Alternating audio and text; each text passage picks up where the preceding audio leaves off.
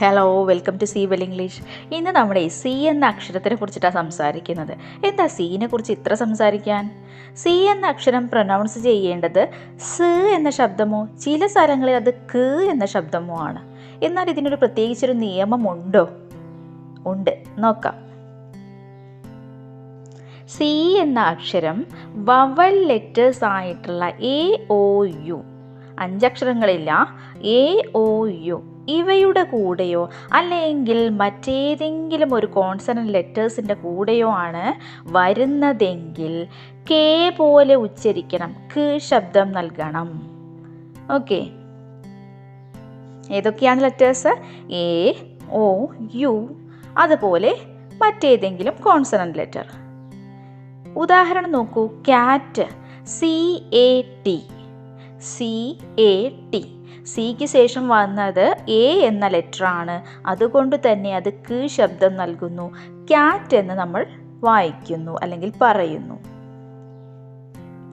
Cup, CUP, സിക്ക് ശേഷം വന്നത് യു ആണ്, അതുകൊണ്ട് അത് കെ പോലെ ഉച്ചരിക്കണം, cup.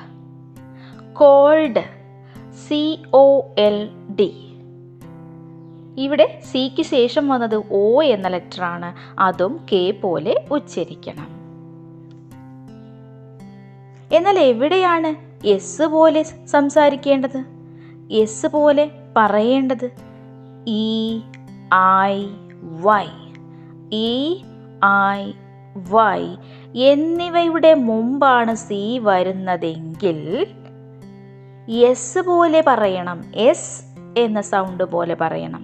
For example, city, CITY, city. സിക്ക് ശേഷം വന്നത് ഐ ആണ്, അവിടെ നമ്മൾ കെ പോലെയല്ല, എസ് പോലെയാണ് ഉച്ചരിച്ചത്, സിറ്റി. മറ്റൊരു എക്സാമ്പിൾ, സെന്റ്, CENT.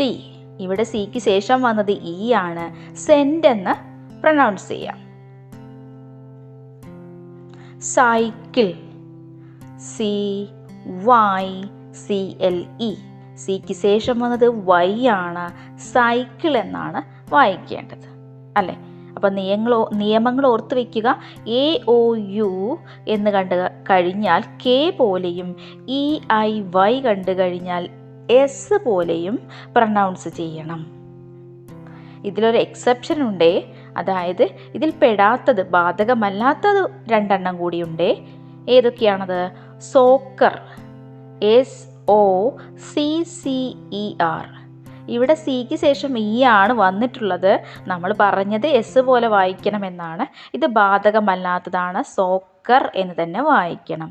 അതുപോലെ ഓഷ്യൻ, ഈ 2 വേർഡുകളൊന്ന് നോട്ട് ചെയ്യാം. ഓഷ്യൻ, അല്ലേ? അവിടെ നമ്മൾ സിക്ക് ശേഷം ഇ ആണ് കാണുന്നത്, എന്നിരുന്നാലും അത് നമ്മൾ ഓഷ്യൻ എന്ന് പറയുന്നു. ഓക്കെ, ഈ ഒരു വീഡിയോ നിങ്ങൾക്ക് ഇഷ്ടപ്പെട്ടാൽ തീർച്ചയായും എന്നെ സപ്പോർട്ട് ചെയ്യണേ.